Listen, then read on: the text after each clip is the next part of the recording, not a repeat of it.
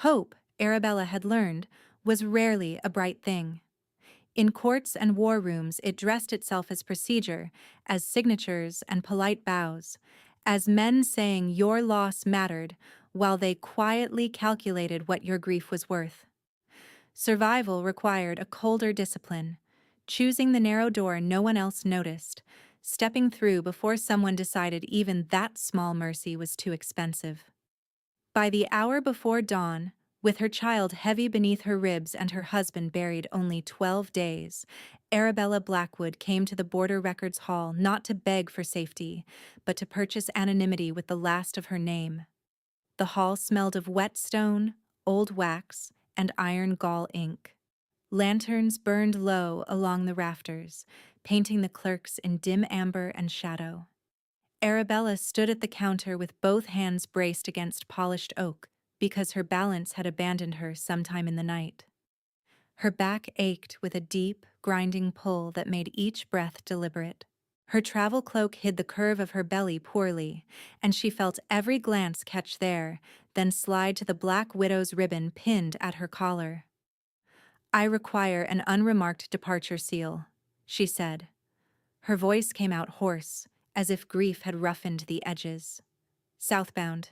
No herald entry, no public route listing." The clerk, a thin man with ink-stained fingertips, reached for her papers, then paused when her crest ring glinted in the lamplight. Blackwood silver, wolf and moon. His eyes widened in a quick, frightened flicker he tried to hide. "My lady," he murmured, lowering his voice, "that class of seal is typically reserved for witness transfers and crown denials. It will require review." "I am not asking for ceremony." Her fingers pressed harder into the wood when a tight cramp rolled low across her abdomen. "Stamp the ledger as clerical correction if you must. I need to be gone before the court wakes." He swallowed. His gaze darted past her shoulder, toward the rear office where a bell rope hung. "Please wait in the side chamber. A routine escort will be assigned." Routine. The word landed like a stone in her chest.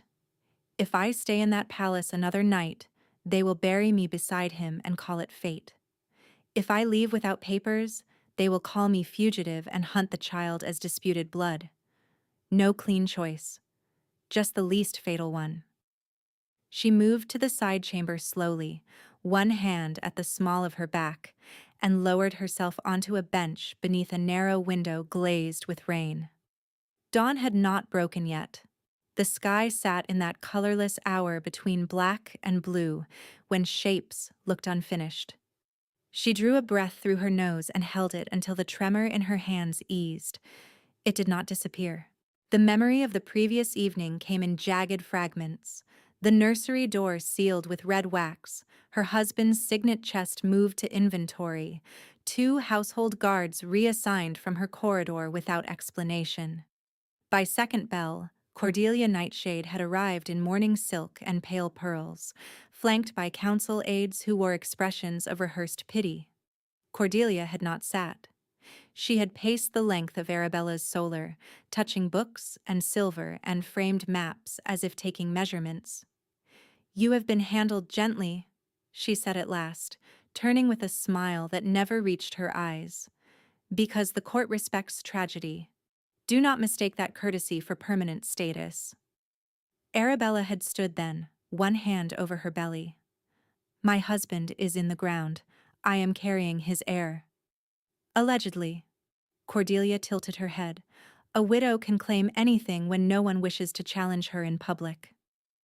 The words had struck harder than a blow. Arabella remembered the stale rose scent of Cordelia's perfume, the rustle of silk, the way the fire had popped once in the grate and then gone quiet. "You will surrender estate authority by morning," Cordelia had continued, each syllable precise. "You will relocate to the Eastern Dower House under supervision. You will submit to lineage inspection at council discretion. If you resist, I will petition for tribunal review and attach your household accounts for Crown security." "For Crown security," Arabella repeated, because rage had narrowed her throat. "For stability," Cordelia corrected, stepping closer. Do not force us to treat you as a dead wolf's burden we are too kind to discard. When Arabella did not answer, Cordelia's smile thinned into something sharp. Disappear gracefully, and you may keep a stipend. Stay visible, and you will discover how short sympathy is in this kingdom. The door had closed behind her with soft finality. That had been the true beginning of flight. In the side chamber, Arabella bowed her head until her forehead touched clasped hands. Present tense thought, clear as bell metal, rang through her. Move now. Do not wait for permission. Do not die polite. Bootsteps approached. She straightened. The escort waiting in the doorway was not the officer she expected. No polished breastplate, no plume, no noble insignia. He wore plain infantry leathers darkened by rain, a travel cloak beaded at the shoulders, and a sword belted high for speed. He looked to be in his early 30s, tall and spare-muscled, with a face cut in hard, clean lines and steel-gray eyes that missed nothing. "Victor," he said, inclining his head, "assigned route lead. Carriage is ready." His voice held no court softness. It sounded like barrack stone and old commands. Arabella searched his expression for curiosity, contempt, hunger for gossip, any of the familiar court appetites. She found only disciplined attention. "You were told this is an unremarked transfer," she said. "I was told to deliver you south and alive." A small, surprised laugh almost escaped her, brittle and short. "Then you were briefed accurately." Rain began in earnest as they left through the eastern service gate, where the wall ivy masked departures from upper courtiers too drunk or too ashamed to use the front road. The carriage rocked over ruts, wheels hissing through wet gravel. Arabella kept one hand on the leather strap above the bench and the other over her belly, counting breaths in sets of 6. Outside, hoofbeats kept steady cadence. Victor rode close enough that she could hear him shift in the saddle when the road narrowed. By mid-morning, the storm thickened. Forest closed around them, cedar trunks dark with water, undergrowth silvered by mist. The driver muttered a prayer when they passed a shrine stone split down the center by old lightning. Arabella watched drops race each other down the carriage glass and tried not to imagine council messengers discovering her empty rooms. They came at a bend where the ravine tightened the road to one lane. A fallen cart blocked the path ahead, axle broken, 2 mules sprawled as if exhausted. The driver hauled back the reins with a curse. From the slope above, figures slid through the rain in dark cloaks, blades already drawn. Court steel caught what little light there was, blue-white at the edges. "Down!" Victor shouted. The first strike punched through the carriage panel where Arabella's head had been a heartbeat earlier. Splinters stung her cheek. She curled over her abdomen and dropped to the floorboards as boots thudded against the step, and a voice hissed from outside, cold and eager. "The widow first. She is the last loose end. Not robbers, not random." The carriage door jerked open, then slammed back as Victor drove someone away with a short, brutal motion. There was no roar, no grand challenge, only efficient violence measured in breath and angle. A grunt, a body hitting mud. Steel rang once, twice. The storm swallowed the rest. Arabella's pulse hammered so hard her vision narrowed. Another cramp seized low and sharp, panic tightening it into a spear. She bit down on the inside of her cheek until copper filled her mouth. "Do not scream. Do not give them your fear as a map." A second attacker reached into the carriage, fingers grazing her sleeve. Victor caught the man's wrist, twisted, and struck him across the throat with the hilt. The attacker dropped soundlessly into rainwater. Then quiet. Only thunder rolling far off and the ragged breathing of horses. Victor appeared in the doorway, rain running from his hair, jaw set. A shallow cut traced one cheekbone, already clotting. "Can you stand?" She tried and failed as another contraction rippled through her. The world tilted. Victor stepped in without hesitation and braced her with one arm behind her shoulders. His free hand spread over the underside of her belly, firm and steadying, exactly where the pain threatened to split her apart. Silver heat raced through both of them. Arabella gasped. Her pulse, wild and uneven, snapped into a new rhythm that matched the beat pounding beneath Victor's palm. Warmth unfurled along her spine in a swift, undeniable wave. Beneath his hand, the baby turned, not in distress, but with a sudden calm certainty that made tears sting her eyes. Cedar and storm filled her lungs, eclipsing mud, blood metal, and fear until that was the only scent in the world. Victor froze. His gaze lifted to hers, and amber bled into his irises like fire-fed fresh air. Reverence hit his face so starkly it looked like pain. He dropped to one knee in the mud beside the carriage step, still supporting her weight, head bowed as if some ancient law had spoken through his bones. Arabella stared down at him, shaking, grief and terror and fierce astonishment colliding so hard she could barely think. Her dead husband's name rose in her throat like a prayer and broke there. This cannot be happening. Not now. Not like this. Victor exhaled once, controlled, then reached to the body nearest the wheel and tore a token from the attacker's belt pouch. He wiped mud with his thumb and held it up between them. Nightshade silver. Private sigil. When Arabella recognized the mark, the last illusion of accidental danger fell away, and the road south stopped being an escape route and became a battlefield she had already entered. Her stomach rolled. Not from the contraction now, but from clarity. Cordelia paid them, she said, voice thin and raw. She paid them to cut me out of the road like spoiled cloth. Victor closed his fist over the token until his knuckles blanched. Rain drummed against the broken carriage roof, a hard, relentless rhythm. Yes. The single word steadied her more than comfort would have. No soft lies, no court varnish. The driver stumbled from the ditch, shaking, one sleeve torn. Horses are panicked. Axel is gone. We cannot stay. His gaze landed on the dead men and skipped away. More could come. Victor rose in one fluid motion and handed Arabella the token. Keep it hidden. If they searched bodies, they will return to verify. He looked at the road south, then north, calculating with frightening speed. We change direction. She stared at him. North takes us back toward court territory. Not court. His gaze returned to hers, flint hard. Crown border. My border. A dozen questions surged, none of them useful while thunder crawled closer. Arabella tucked the token into the inner seam of her glove, where a widow's stitching pocket held mourning charms. Her hand shook as she tied the seam shut with her teeth.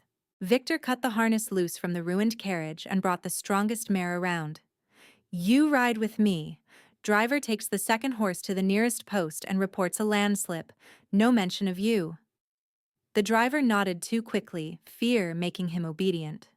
Arabella let Victor lift her to the saddle, then settled behind him because there was no room for dignity on a road like this. Heat radiated through his soaked cloak. Every shift of his shoulders telegraphed vigilance. She hated that her body recognized safety there. They left the wreck where it lay and took a hunter's path through cedar and shale, barely wide enough for one horse. Branches slapped wet against Arabella's sleeves. Mud sucked at hooves. Twice she thought she heard riders shadowing them through the trees, and twice Victor altered course without explanation, as if he heard the same danger and answered it with angles and silence. By late afternoon, rain thinned to a cold mist, and the forest opened onto high ground. Stone markers emerged from bracken, half-buried menhirs carved with a crowned wolf and crescent blade. Boundary sigils, old ones, cut deep enough to outlast dynasties. Arabella leaned closer, speaking near his ear to be heard over wind. You said your border. I did. Who are you, Victor? His jaw tightened. A man who should have met you under different skies. The answer stung because it sounded like regret. As dusk bled copper behind the ridge, They crested the final rise and saw the gate. It was not the palace she had fled. No marble, no banners heavy with perfume and politics. This fortress grew from the mountain itself, black stone ramparts stitched into cliff face, watchfires burning in iron braziers that smelled of pine resin and wolf mint. Guards lined the battlements in dark mail. Their discipline was military, not ceremonial. No one fidgeted, no one gawked, every spear angled with brutal symmetry. At the outer bridge, 6 wardens stepped forward and lowered crossbows in a synchronized arc. Their captain, broad-shouldered with silver at his temples, lifted a hand. State command and blood right. Victor dismounted first, then turned to help Arabella down. He kept one arm around her when her knees threatened to give. The captain's eyes flicked to that touch, then to Arabella's widow ribbon, then to the swell of her abdomen. The air tightened. Victor pushed back his rain hood. Recognition slammed through the line like a shockwave. Crossbows snapped upright. Every warden dropped to one knee, fists to chest. "My king," the captain said, head bowed. Arabella went very still. The words did not fit the man who had heated stones in a storm and spoken in short soldiers' sentences. They did not fit mud-spattered leathers with no crest, or the patient way he had asked if she could stand. Yet the gate had answered him without hesitation. Rank surged around him like drawn steel, finally unsheathed. Victor's expression barely shifted, but command settled into his spine with old familiarity. "Open Northwatch, seal secondary roads, send scouts to the ravine bend and recover all insignia from the dead. Quiet chain only." "Yes, sire." "Sire. My king." The title struck Arabella in delayed blows. He turned to her then, and for one unguarded second she saw not a king but the same man kneeling in mud while her pulse synchronized to his. "I was operating without crown markers to track council leaks," he said quietly. "I intended to tell you when there was room for truth that did not endanger you." "You had room," she whispered. Hurt surprised her by sounding calmer than fury. "You had hours of road." His throat worked once. "You are right." The gate chains groaned. Inside, torchlight spilled over wet stone. Soldiers and attendants waited in disciplined rows, but the silence frayed when Arabella crossed the threshold beside him. Heads lifted. Nostrils flared. A few eyes widened, not at her face, but at the scent trail rising from her skin where storm and cedar had braided together. An older woman in healer gray stepped from the line, then halted abruptly, hand pressing over her heart. "Moon witness," she breathed. Arabella did not understand the words, only the way every gaze sharpened toward her and then swung back to Victor.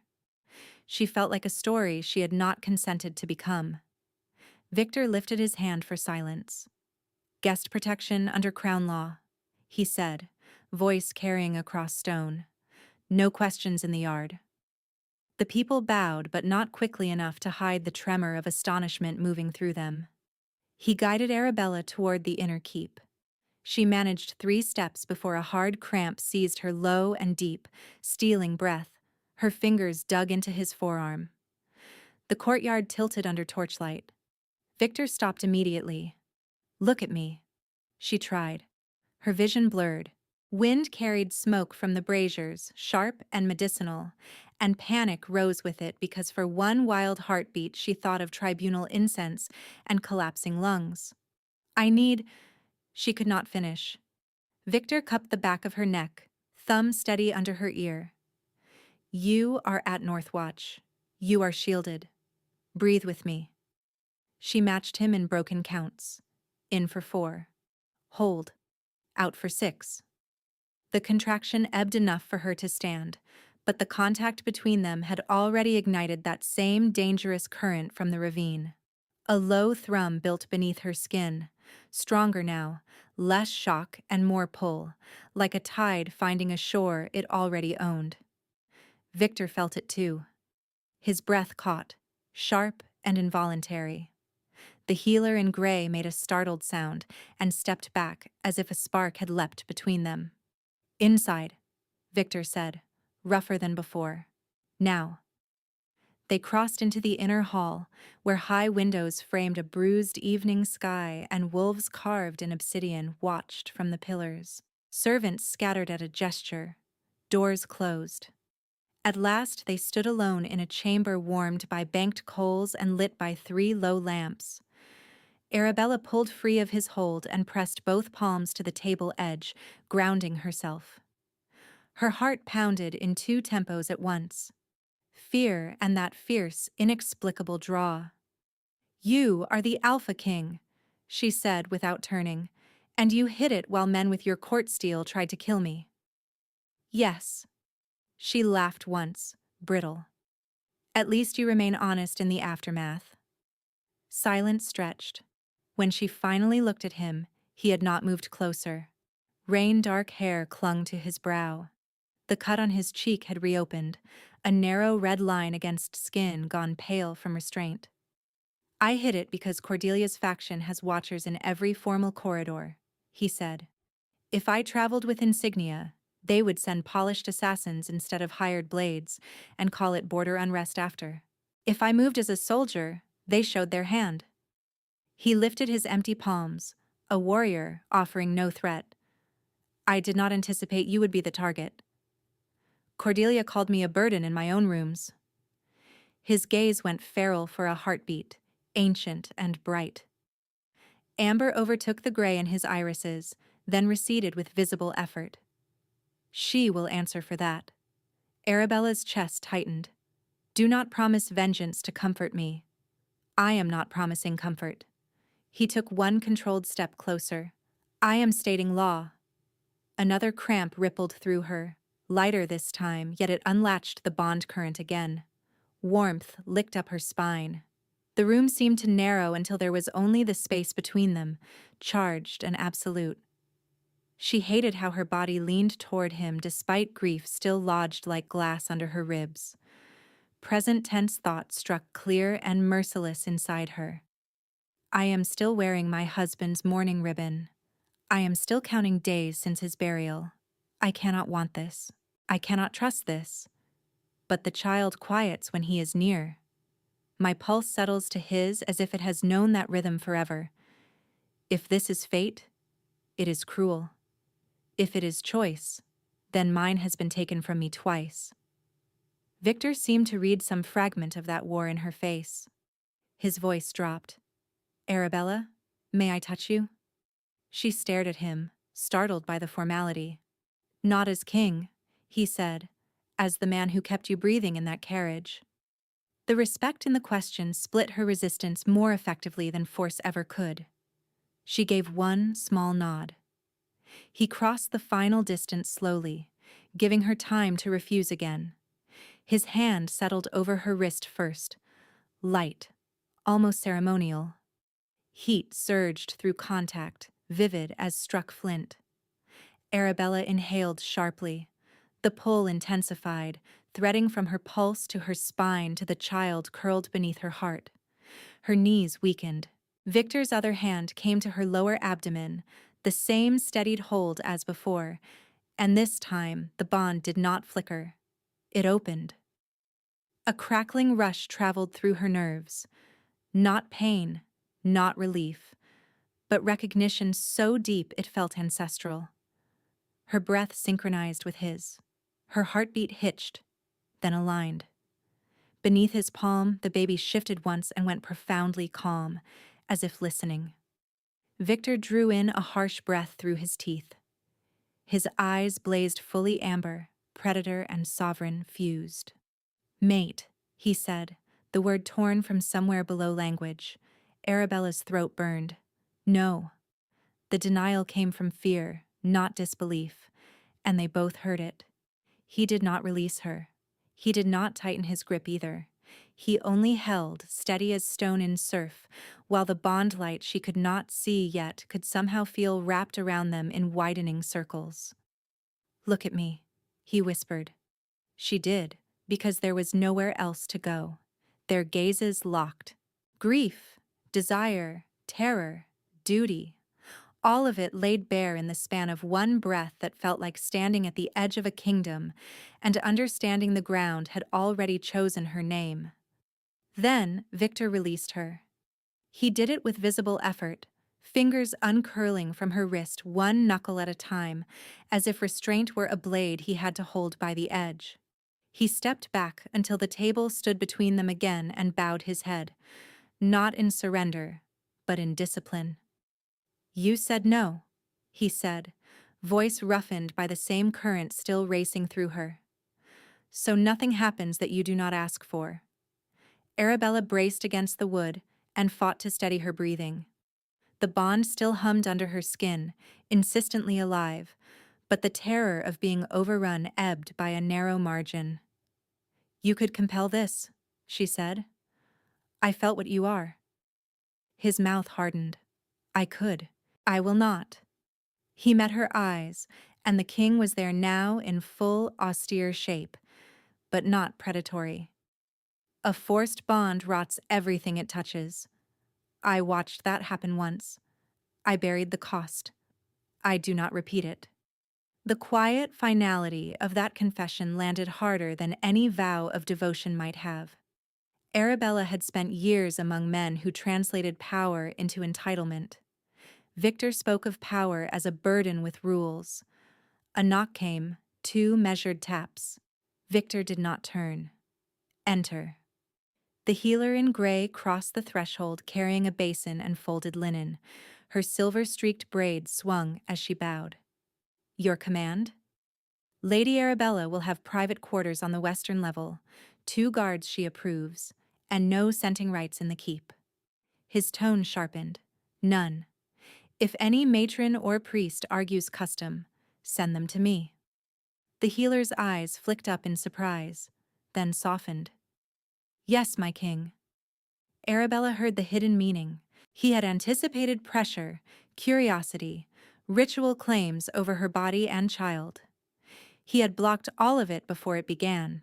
He looked back to Arabella. "Rest for 1 hour, then we move." "To where?" "Not here." He glanced toward the high windows where thunder walked the mountain line. "Northwatch is stone, but not silence. Cordelia has listeners even in disciplined houses. I trust my soldiers. I do not trust every servant who launders their cloaks." The healer hesitated. "Storm will worsen after moonrise."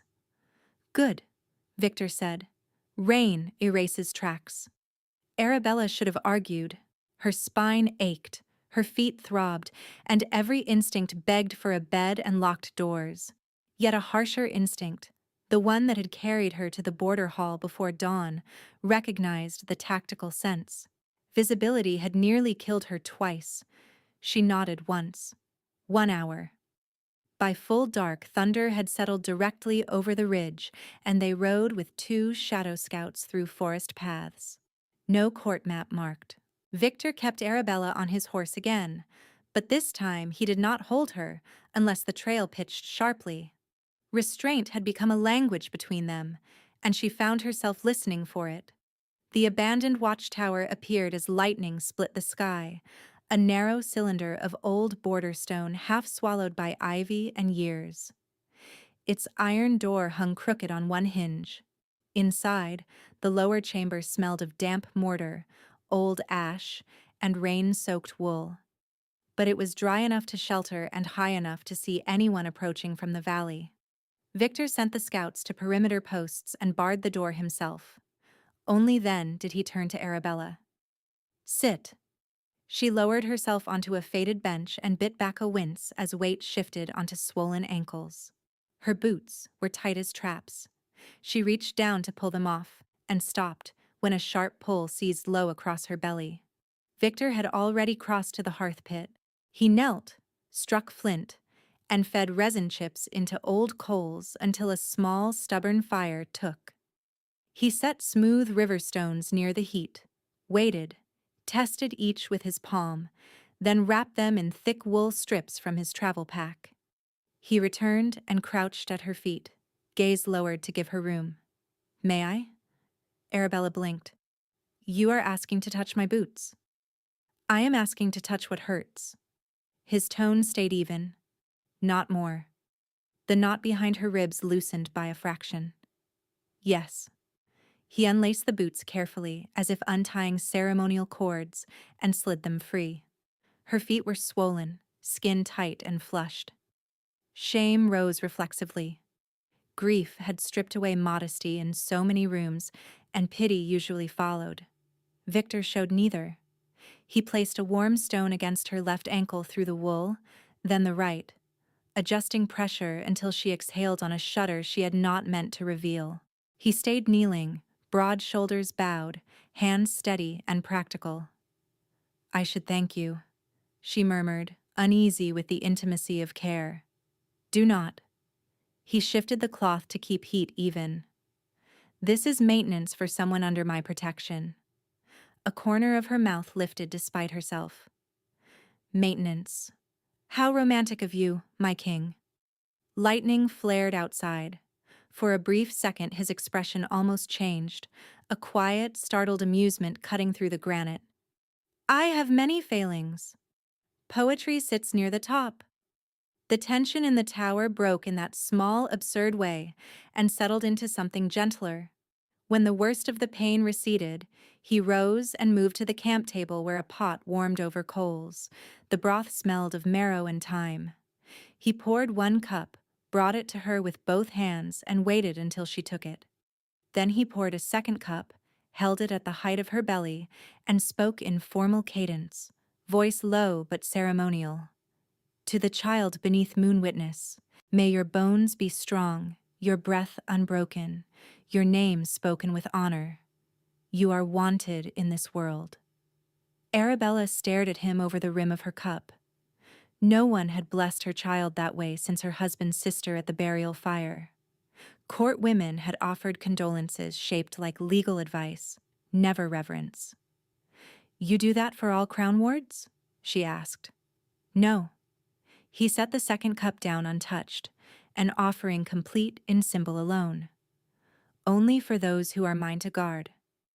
Mine to guard, not mine to own. Rain hammered the tower through the next hours, relentless on stone. Arabella drifted into uneasy sleep on a pallet near the hearth. Victor a silent presence by the door with sword across his knees. Sometime in the depth of storm she tore awake, breath ragged, hands clutching at linen that did not exist. In the dream, the nursery had been prepared again, white cloth folded in cedar drawers, and when she opened the chest, there had been blood on every swaddle. She sat up with a strangled sound. Victor was beside her immediately, though he did not touch. Arabella, you are in the tower. Look at me. She did, trembling so hard her teeth clicked. Shame flooded in after fear. It was nothing. It was not nothing. He took off his cloak, heavy and warm from his body heat, and draped it around her shoulders without crowding her. You smelled panic before you woke. She pulled the cloak tighter, cedar and storm settling over her senses again. If you say one kind lie, I may break from it.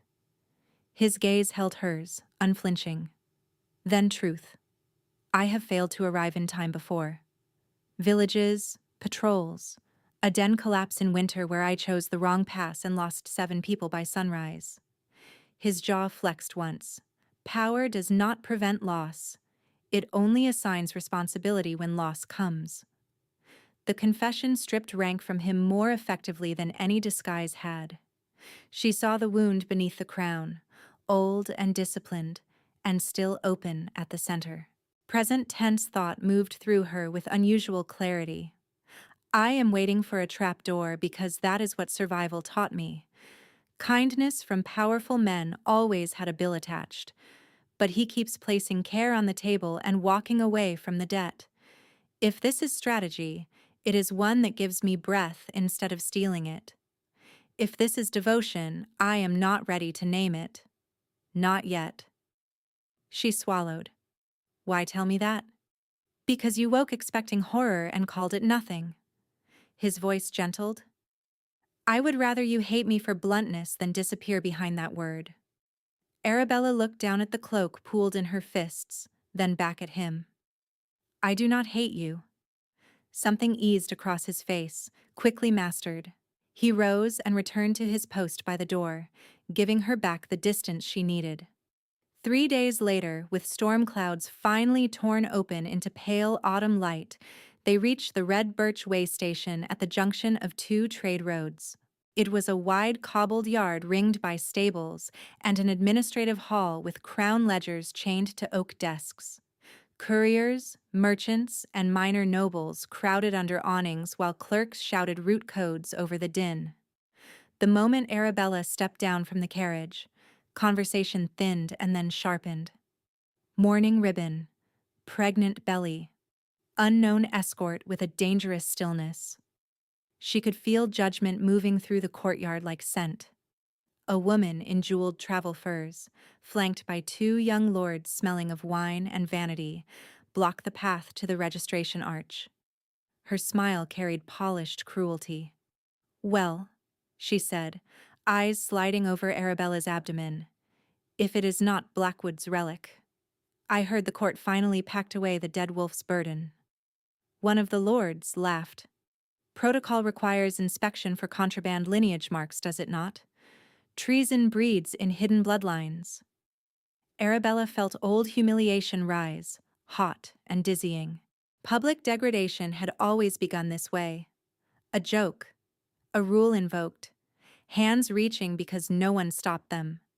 She set her shoulders and prepared to endure it because endurance had been the only weapon left so often. Victor stepped forward and placed himself between her and the trio. He did not raise his voice. He did not touch his sword. He simply looked at them, and command rolled off him in a controlled wave that hit the courtyard like pressure before a storm. Knees bent involuntarily across the cobbles. Tankards rattled on tables. The jeweled woman grabbed a post to stay upright, her mocking smile gone. "If any hand reaches for her," Victor said, each word precise as cut glass, "that hand leaves the wrist first and the owner loses rank second." Silence dropped hard. The elder station master hurried from the hall, face gone paper white as recognition dawned. He bowed so low his ledger nearly slipped. "My king, we were not informed of a royal transit." "You are informed now." Victor took the ledger, flipped to the active route page and wrote in bold black strokes, "Crown-protected transit. Non-inspect? Penalty for interference. Treason review." He pressed his signet into hot wax, leaving the wolf and crescent seal impossible to dispute. Then, before the entire yard, he turned the book toward Arabella. "Read it." Her throat tightened as she read the line. "Not hidden. Not smuggled. Protected." He addressed the gathered travelers without taking his eyes from her. "Lady Arabella Blackwood travels under my authority. Any rumor that names her disputed names, the crown false. Choose your words accordingly." No one answered. No one dared. The jeweled woman dropped into a rigid curtsy, jaw clenched with fury she could not afford to show. The two young lords stared at the cobbles as if they might swallow them. Victor closed the ledger and handed it back to the station master. "Post copies at both gates. Send one to Tribunal Archive." "Yes, my king." The threat dissipated into motion as people scattered to their own business, suddenly fascinated by harness buckles and weather reports. Arabella stood very still, absorbing what had just happened. He had not shielded her by hiding her. He had restored her standing in the language this kingdom obeyed. Law, witness, record. When he turned toward her, the feral edge had gone from his gaze. "You all right?" She let out a breath she had been holding for years. "No," she said honestly, "but I think I might be." A flicker of that rare, almost smile touched his mouth. He offered his hand, palm up. Nothing demanded in it. Arabella looked at the hand, then placed hers in it by choice, and this time, when warmth traveled up her arm, she did not pull away. Victor closed his fingers around hers for only a breath, then released and guided her beneath the station arch before anyone could gather courage to stare again. The administrative hall swallowed them in ink smell and lamplight, clerks flattening themselves against shelves as the king passed. At the far desk, the station master stood rigid beside a lacquered dispatch box bound in black ribbon. "This arrived an hour before your entry, my king," he said, voice unsteady. "Priority Moon Courier, sealed for immediate public posting." Victor took the packet. Arabella saw the impressed wax before he broke it. A crescent scale flanked by two wolves, the emblem of tribunal authority, and beneath it a smaller signet half hidden in the wax bleed. Nightshade thorns. He read in silence. The stillness in his shoulders became dangerous. "Read," he said, handing the parchment to Arabella. The script was immaculate, each line sharpened for maximum ruin. By order of Moon Tribunal Review, the estate and bloodline claims of Lady Arabella Blackwood were suspended pending inquiry into treasonous collusion by her deceased mate. Evidence attached in appendix. Accused required to appear at full moon hearing under oath fire. Failure to appear would be interpreted as admission, with immediate forfeiture of title, property, and inheritance standing for any unborn claimant. The room tilted, not from pain this time, but from the cold precision of the blow. This was not gossip whispered in hallways. This was law weaponized in public ink. "They cannot suspend an unborn heir on allegation," Arabella said, hearing how thin her own voice sounded. "They can if tribunal quorum is bought," Victor replied. "Or frightened?" The attached pages included ledgers bearing her husband's name beside transfers to outlawed border militias, coded notes about Crown grain routes, and a final notation implying planned rebellion. Arabella stared at the signature at the bottom of the third sheet until her eyes burned. It looked right at first glance, then wrong in the smallest, most intimate way. Her husband had always crossed the final stroke of his family name with a short downward hook, a habit he'd joked came from poor quills in boyhood. This signature ended clean, forged, expertly, not perfectly. Victor followed her gaze. "You saw it too." She nodded once. The station master shifted, terrified of being near treason on paper. "Posting runners are waiting, my king. The writ orders display at both gates and all market boards." Cordelia wanted spectacle. Arabella understood the architecture immediately. First isolate, then stain, then force appearance under hostile ritual where collapse could be called justice. A widow dragged before witnesses was not merely judged. She was erased in front of everyone who might have defended her. Victor folded the pages with measured care, as if resisting the urge to tear them apart. "No posting until I say so." The station master swallowed. "The writ cites contempt penalties if delayed." "Then cite me." Victor's tone left no room for argument. "And send your fastest writer to Northwatch Archive. I want every original account from Blackwood Estate sealed and transferred under armed watch." The man bowed and fled. Arabella set both palms on the desk to ground herself. The bond hummed low under her skin, a steady current whenever Victor stood this near, but fear bit through warmth with practiced efficiency. "She is not trying to kill me in shadow anymore," she said. "She wants me broken where the kingdom can applaud." Victor looked at her as though she had spoken a battle plan. "Yes." "She has council support." "Yes." "And if I run now, she wins by absence." His jaw tightened. "If you stay visible without preparation, she wins by procedure." Silence pressed between them, thick with competing forms of survival. Present tense thought struck hard and clean through Arabella's chest. "I know this game. Smile while they inventory your life. Speak softly while they decide whether your child counts as a person. Grief taught me how quickly a woman becomes a legal inconvenience." Yet his hand on mine at the arch was not ownership. It was warning and choice. If I bolt, I may keep breath and lose name. If I stand in their circle, I may keep name and lose myself. I am so tired of choosing which part of me gets to remain intact. Victor broke the silence first. There is more. He turned the writ over. A narrow addendum had been pinned beneath the main decree, stamped with tribunal scarlet. Mandatory purification protocol for accused, chamber to be prepared with sanctified moon resin, attendance by appointed noble witness, no private guards inside hearing ring. Arabella felt nausea rise before she could explain why. The memory of Cordelia's perfume in her solar returned with cruel clarity, sweet wrought under rose oil. She used incense in my rooms once, Arabella said slowly. During a state inventory, I could not keep my balance for an hour after she left. Victor's gaze sharpened. What scent? White myrrh and winter narcissus.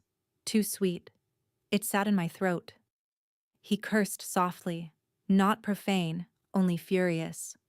White myrrh can be cut with dreamleaf and valerian smoke, enough to fog judgment, enough to buckle lungs in enclosed halls. He moved at once, crossing to the side door and summoning one of his scouts. Orders came in clipped bursts. Acquire a tribunal resin sample before sunset. Verify compound, identify supplier chain, report only by hand. The scout vanished. By the time the western sky went copper behind the birch line, the way station had transformed into a quiet fortress. Victor posted crown soldiers at both gates, replaced the station incense with unscented tallow, and had every corridor swept for concealed scriptcasters. Arabella watched him work and understood why men feared him. He did not bluster.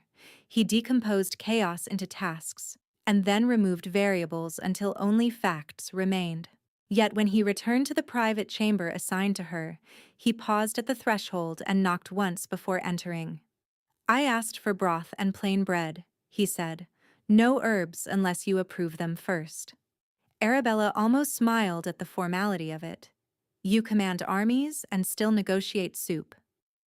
A primary consideration is not poisoning the woman the kingdom now wants to interrogate under ceremonial smoke. The dry edge in his voice pulled a breath of laughter from her, brief and startled. It vanished quickly, but the room felt less like a trap for 3 precious heartbeats. She ate while he stood by the window, reading reports by lamplight. Rain had returned in a soft, persistent mist that silvered the courtyard stones.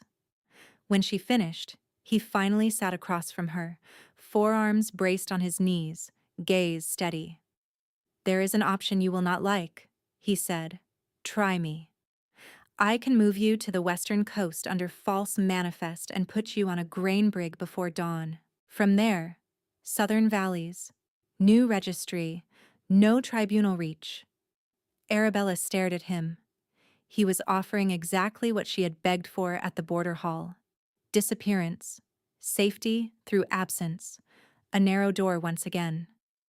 And my husband's name? She asked. He did not soften the answer. Cordelia keeps poisoning it in open record. And the child standing? Contested until I overrule by crown edict. Which I can do, but it will ignite civil fracture. There it was, the underlying tension laid bare. Her personal escape would become national fracture. Her public fight might preserve both, or destroy both. Victor leaned back, exhaustion etching fine lines at the corners of his eyes. I will carry whichever cost you choose. I need your decision before moonrise tomorrow because tribunal summons riders will return for acknowledgement. She looked at his hands, scarred across the knuckles, resting open on his thighs as if he refused to close them around anything she had not freely placed there. Attraction had become a non-trivial ache now, threaded through fear and respect, deepened by every instance where he treated consent as law rather than courtesy. It frightened her more than the bond surge had, because it felt like trust rebuilding in real time. Present tense thought unfolded, slower, almost tender despite the pressure closing in. I am drawn to him when he is dangerous, yes, but more when he is careful. That is the part I do not know how to defend against. Hunger can be resisted. Kindness that expects nothing cannot be fought with the same armor. If I let this matter, I betray a grave. If I deny it, I betray the pulse that steadies every time he says my name like it belongs to me. A knock cut through the room. The scout returned, rain dripping from his cloak, and handed Victor a waxed packet. Victor read, then looked up with controlled anger. Resin sample confirmed, he said. Moon myrrh laced with dreamleaf and black valerian. Inhalation effect, disorientation, breath constriction, collapse under prolonged exposure. Supplier logged through a private account tied to Nightshade Household Kitchens. Arabella's fingers tightened on the blanket over her knees. So she plans to make me fall in the hearing ring and call it divine judgment. Yes. Victor's voice went quiet in the way that meant violence was being contained by discipline alone. And because protocol bars private guards near accused, she expects me to watch from outside while you are drugged in front of quorum. He stood and crossed to her in 2 strides, then stopped just out of reach.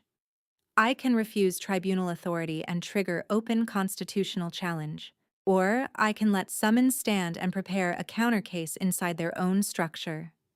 He held her gaze. Either path is war. Different uniforms.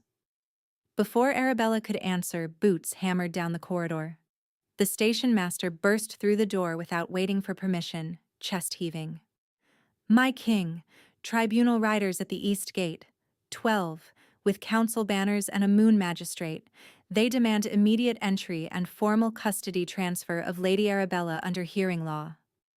The words landed like iron chains dropping. Victor's expression hardened into sovereign steel. Hold the gate. No one enters this floor. They brought witnesses, the station master stammered, and a crier. They are reading the charges aloud in the yard. Arabella rose too fast, one hand flying to the table as dizziness swam up. From below, through stone and timber, she heard the distant cadence of a public crier projecting each accusation to gathered travelers. Treason, fraud, illegitimate claim. The language was designed to stain by repetition. Victor moved closer, not touching until she nodded. When she did, his hand settled at her elbow, anchoring her. Listen to me, he said, low and urgent. If they serve custody seal, they can compel transport unless I invoke Crown emergency. If I invoke it here, Cordelia gets the narrative she wants. King shielding a traitor mate outside law. Mate, Arabella repeated barely above a whisper, the word still new and burning. His eyes held hers, amber flickering at the edges. Truth does not wait for politics.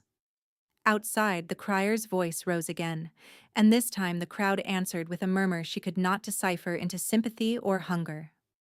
Another sound followed, sharper, the strike of a magistrate's staff against stone, signaling formal demand. The station master hovered at the door, pale as paper. They are counting to 10 for compliance, my king. Victor turned his head slightly, still watching Arabella. How many? 3 already. Arabella felt the world narrow to breath, heartbeat, and the pressure of his steady hand against her sleeve. Court, road, tower, gate, all of it had led to this threshold between vanishing and standing in the fire. Below them, the magistrate's voice rang out with ritual authority.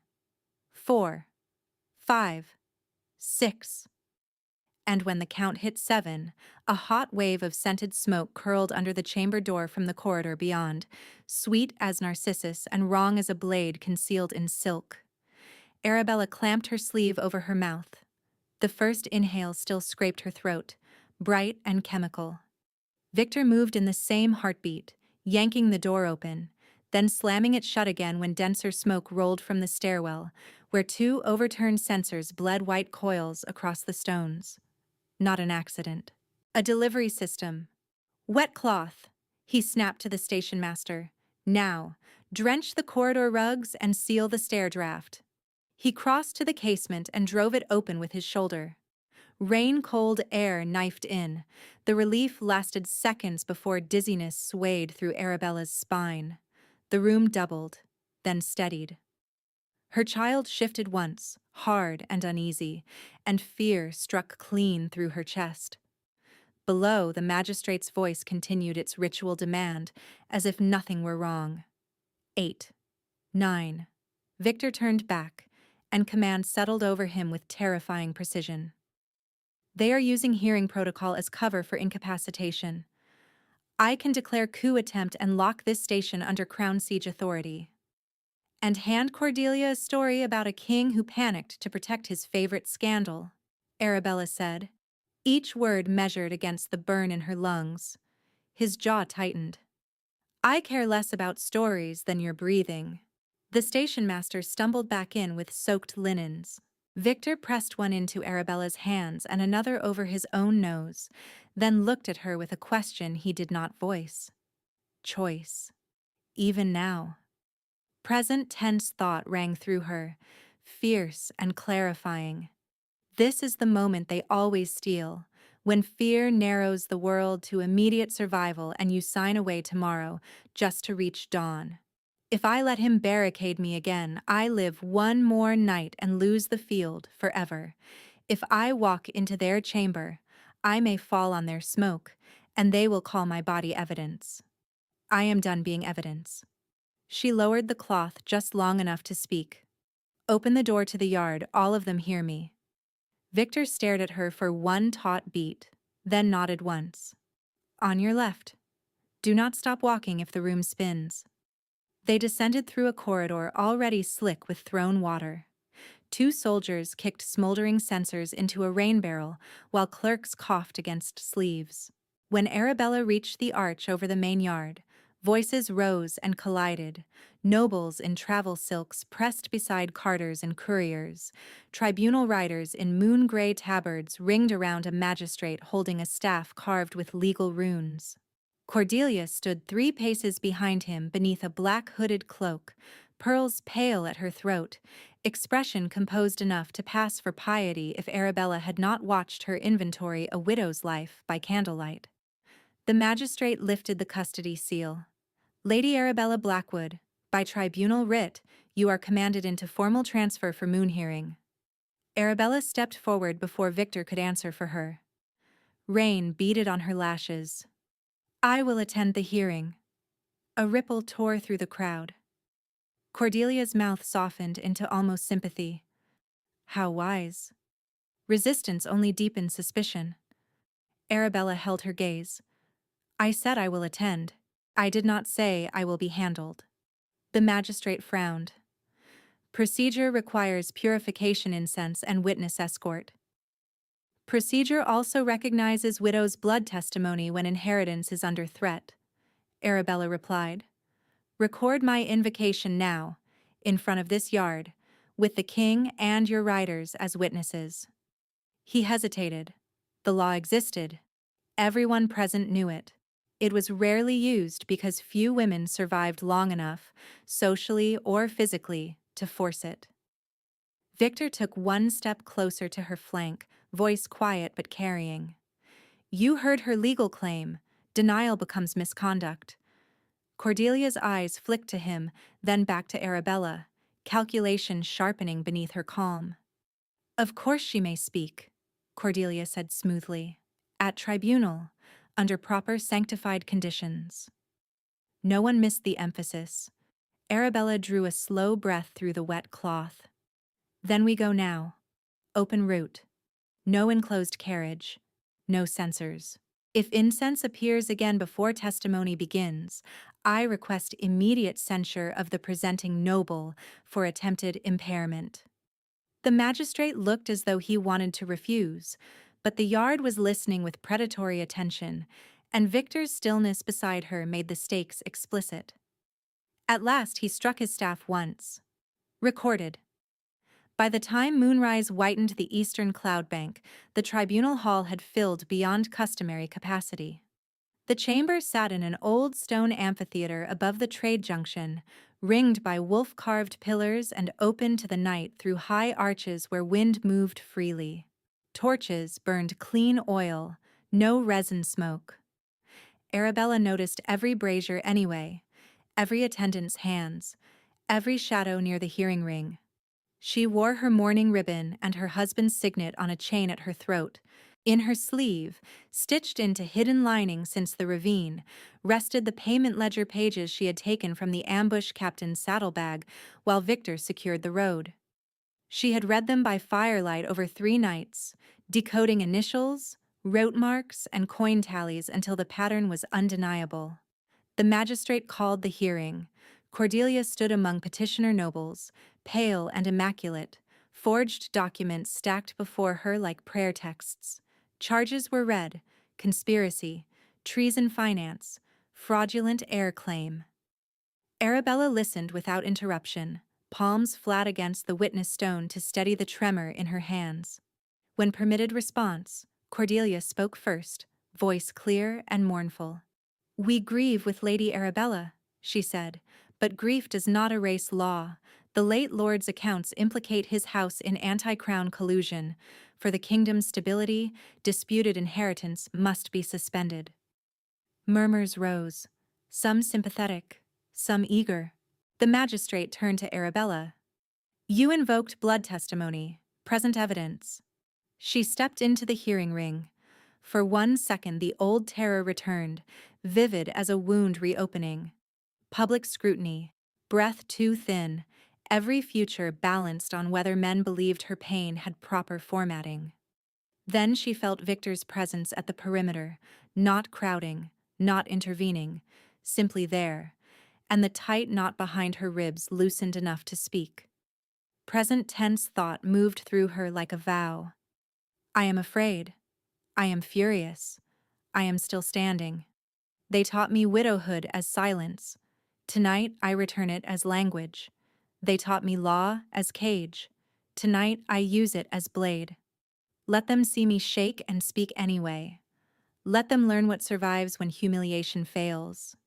She reached into her sleeve and drew out oilskin-wrapped pages. "Payment ledger recovered from the ambush captain who attacked my transfer caravan. Route marks match Crown Roads. Coin sigils match Nightshade Private Mint. Initials decoded against household steward ciphers." Cordelia laughed softly.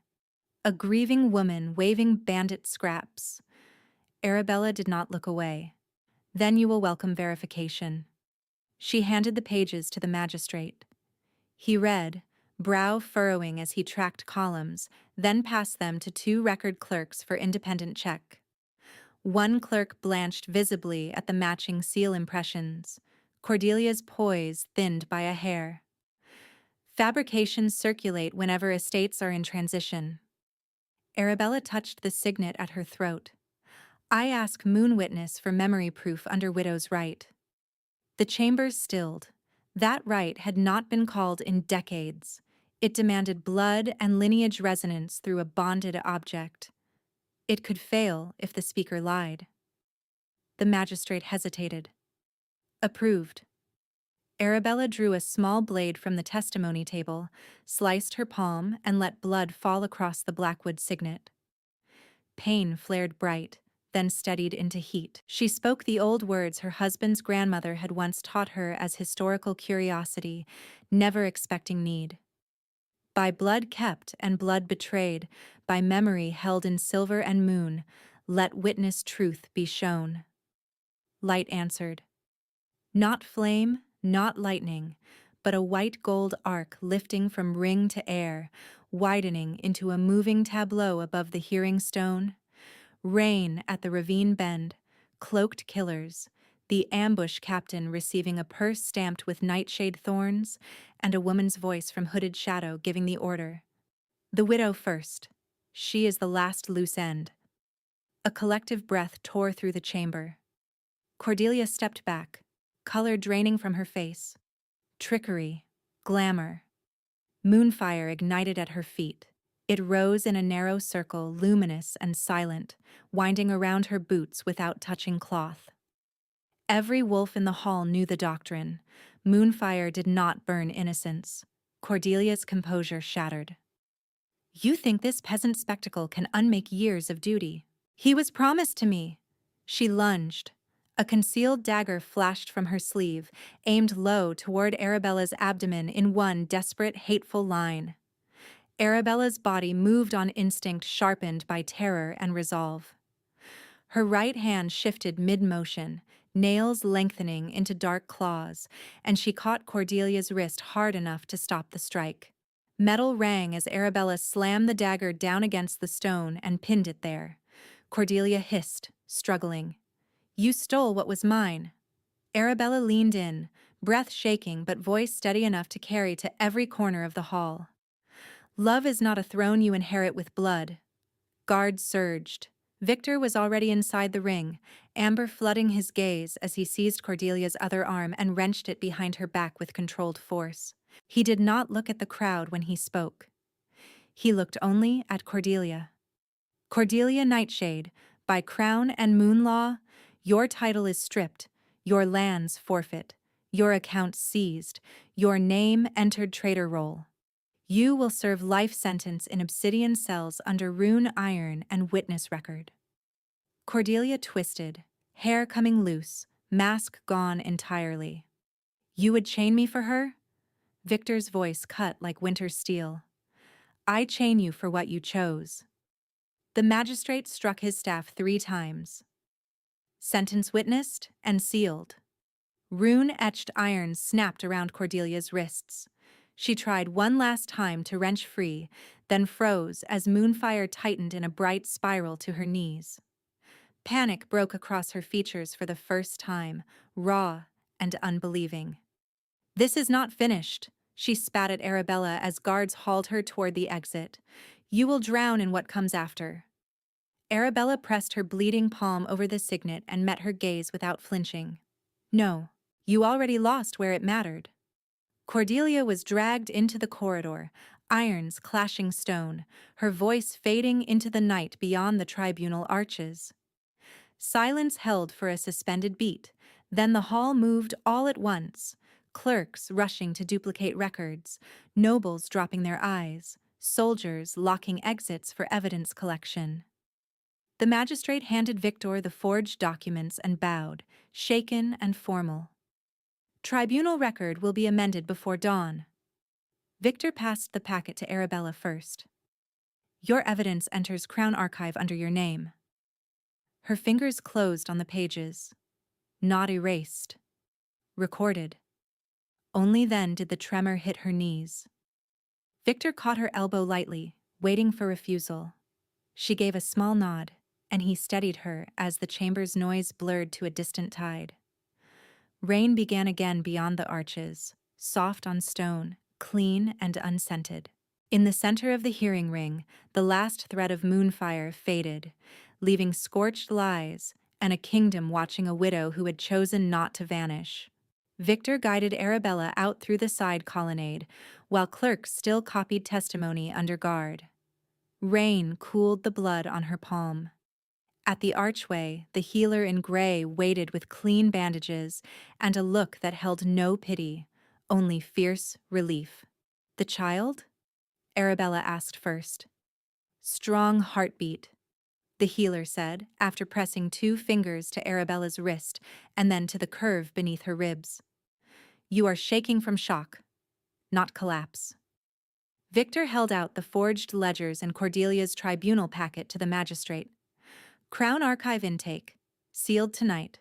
Cross-check against the Northwatch originals my writer ordered." The magistrate bowed, sober now. "Already done. Your writer arrived before second bell with Blackwood account books and the recovered Ravine insignia. The seal, impressions, and the coded pages align with Nightshade disbursement channels."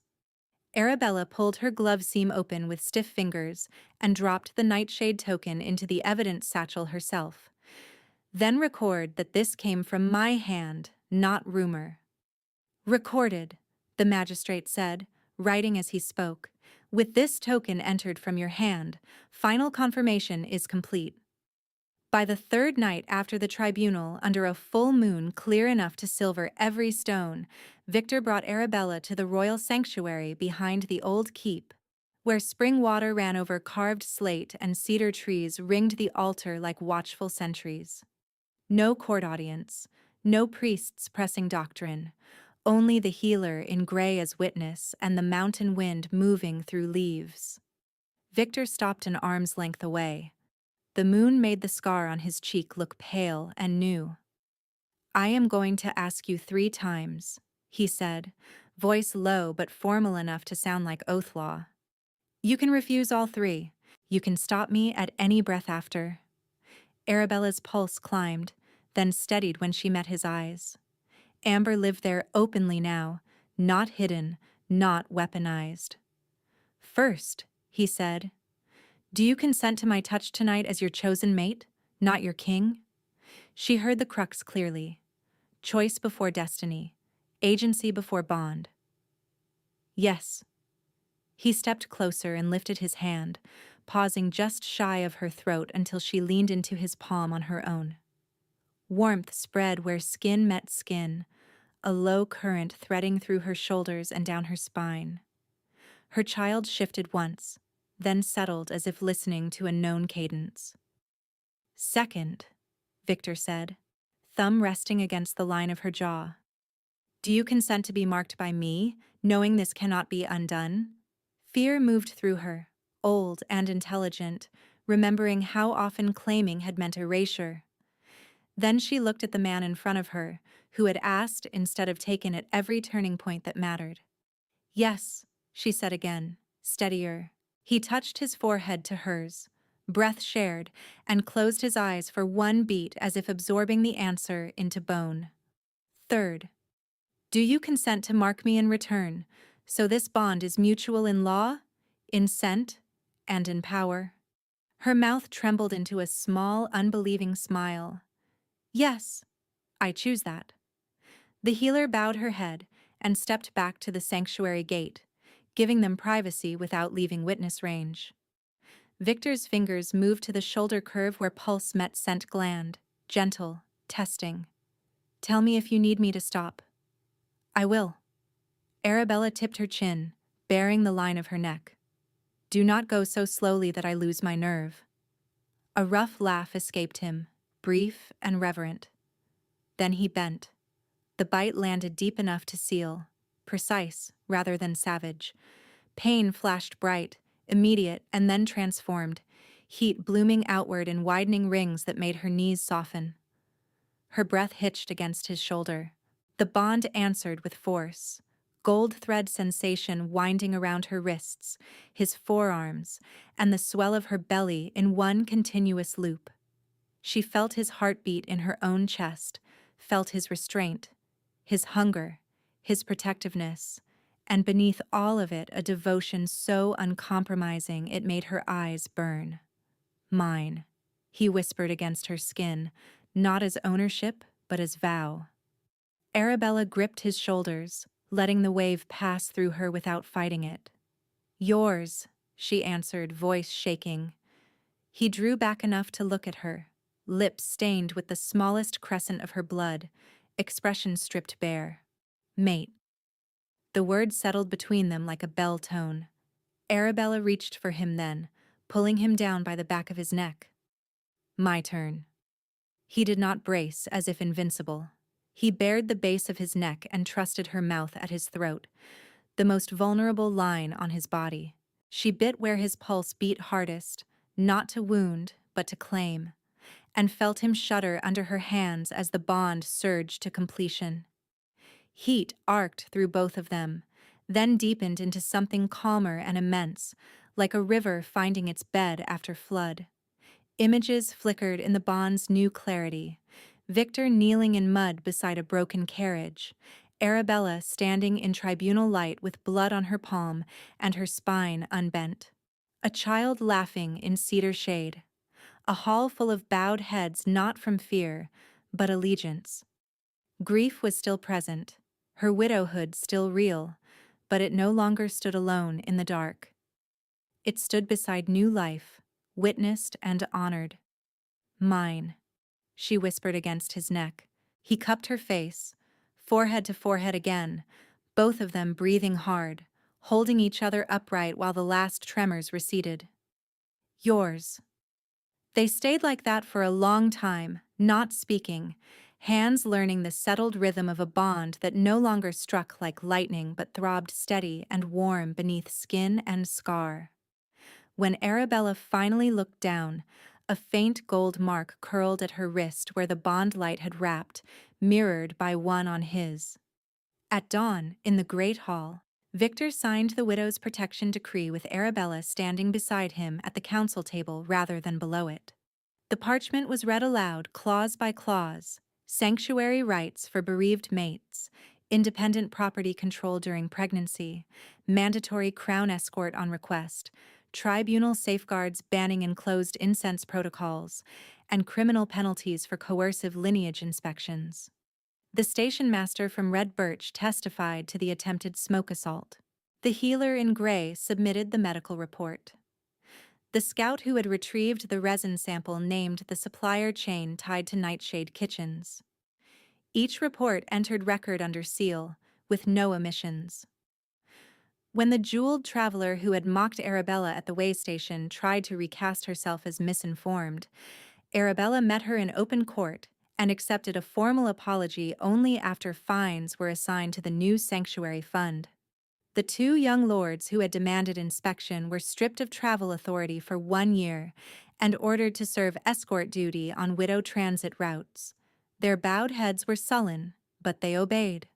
Cordelia Nightshade's sentence was carried out before sunset. Arabella watched from the witness gallery as rune irons were checked, titles erased from the registry wall, and her estates reassigned to Crown Trust pending restitution claims from families she had extorted.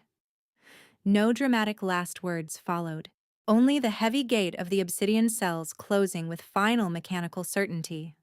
That evening, before the full pack and the tribunal clerks who had copied every line, Victor placed a moon-forged circlet on Arabella's head and spoke the old crowning vow without embellishment. Arabella Blackwood, marked mate by witness and moon, stands as Luna Queen of Blood Moon Court, co-ruler in law, judgment, and protection. The hall dropped to one knee in a single motion, armor and cloth whispering across stone. Victor then drew his blade, turned it, and offered the hilt to her first. Name our heir. Arabella laid her hand over her belly and then over the flat of his blade. This child is recognized by blood, by bond, and by crown. Victor's voice carried to the far doors. I swear before this court that Arabella's unborn son stands as my heir in full right, without dispute, without condition. Kneel, called the captain from Northwatch, and every rank obeyed from council elder to stable guard. Months later, winter had softened into early spring when labor came in the West Wing nursery of the sanctuary house Arabella now directed. The walls were painted with cedar branches and moon phases by orphaned children who had decided plain plaster was unacceptable. The healer in gray, whose name Arabella now used without ceremony, Mara, kept her breathing counted and her shoulders loose. Victor stayed at her side, silent when silence helped, speaking only when she asked. Their son arrived healthy, loud, and furious at cold air, with a dark sweep of hair and a grip that closed around Victor's finger as if claiming him on sight. When Mara laid the baby against Arabella's chest, the bond between all three settled into that same profound calm she had first felt in a rain-broken carriage. At dusk, after the hall quieted and the last council runner departed with routine reports, Arabella stood on the sanctuary balcony wrapped in Victor's cloak, their son asleep against her shoulder. In the courtyard below, two widowed sisters unloaded trunks under crown guard, while older children carried blankets inside, arguing cheerfully about which room got morning sun. No one was hurried. No one was shamed for arriving with nothing. Victor came up behind her and rested his hand over hers on the baby's back. Their marks warmed in quiet recognition. No more vanishing, my heart, he murmured. Arabella turned, pressed her forehead to his, and smiled with the ease of someone finally seen in full. Then keep me where I am seen.